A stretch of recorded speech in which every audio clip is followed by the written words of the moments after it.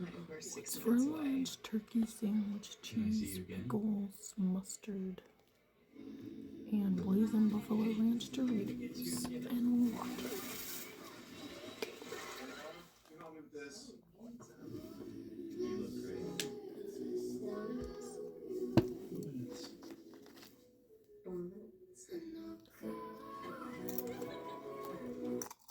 Elizabeth Olton is our neighbor, was our neighbor at that time in 2009, and she lived four houses, 3 or 4 houses down, so not very far from us. And she would come over once in a while and play with Emma and Alyssa. 2 girls, one in elementary school, the other in high school. Their lives would collide in a way no one could have predicted.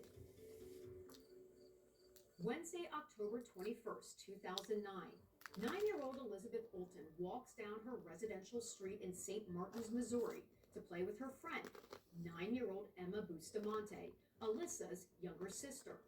But Elizabeth Olton never makes it back home.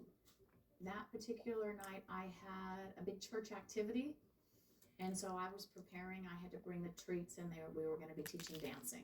It was both the young men and the young women, and Alyssa was going. And I remember she asked if they could go over and see Elizabeth, and we said no, because it was already 4:30 and we needed to leave. Well, then I think she came back and asked if her and Emma could just go out in the forest for a little bit and come back. When I say forest, behind us there's like 60 acres and it's wooded, and we used to go out on hikes up there a lot. So we agreed that they could do that, and that's where we thought they were.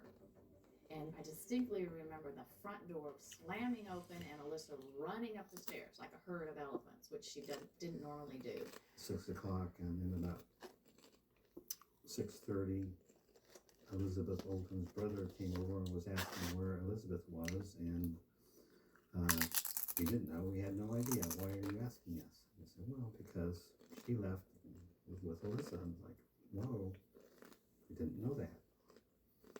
And so we asked Alyssa, and Alyssa kind of brushed it off and said, well, yeah, she was, but then she left and went home, or she thought she went home. By the evening, panic has set in. Elizabeth's mother calls the police when her daughter misses curfew. In 2009, I was serving as the sheriff of Cole County, Missouri. Well, on that Wednesday, actually at 7 p.m., I was at one of the local churches doing a church security workshop, and I received a phone call from one of my deputies that said they had a report of a missing child in the St. Martin's area. And I left what I was doing and went out to that area, and we began looking towards search and rescue. It was a dark night. It was not just cloudy, but we had torrential rains, great winds.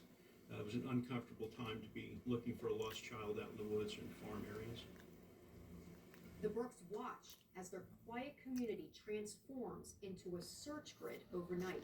They had about 300 people were out looking, trying to find her. People we know, friends of ours, everyone was out trying to find her because we couldn't really figure out what could have happened. We were all just flabbergasted. We were just totally in the dark about what actually happened. Initially, what happens on any event like this is you set up a command post, which we did. We also were talking with the mother of Elizabeth, the missing child, and finding out where she'd been. We knew that she was at the residence where Alyssa Bustamante lived with her grandparents and her younger twin brothers. So obviously we asked what had happened, when was the last time they saw her. Alyssa, to the best of my recollection, said that when it was time for Elizabeth to go home, she said she'd walk with her. Alyssa said that she left her walking towards her home, and that was the last time that she alleged to have seen her. Search and rescue teams press on through the night despite the storm. At that point, we're looking at perhaps she got lost in the woods or she fell and hurt herself. We set up a grid search with teams. We put electronic trackers on them so we knew that we covered every square inch at least twice that night. And profound thanks to people that were working in extremely difficult circumstances. But we didn't find her or any indication of And we had to eventually call for that night because it simply became too dangerous to be in the woods.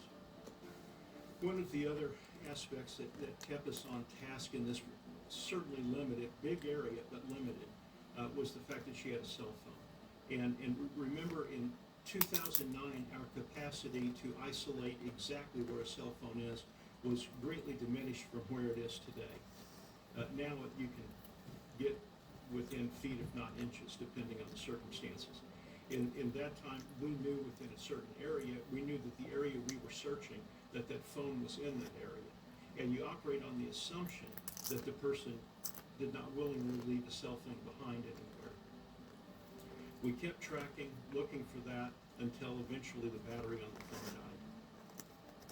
Even with those tools, investigators are chasing shadows across a wide stretch of woods and farmland.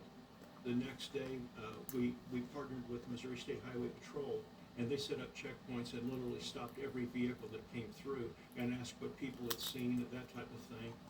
The search had become a race against time, with every hour that passed making the outcome feel more uncertain. As the effort to find Elizabeth drags into a second day, investigators begin to focus on the last person known to have seen her, 15-year-old Alyssa Bustamante.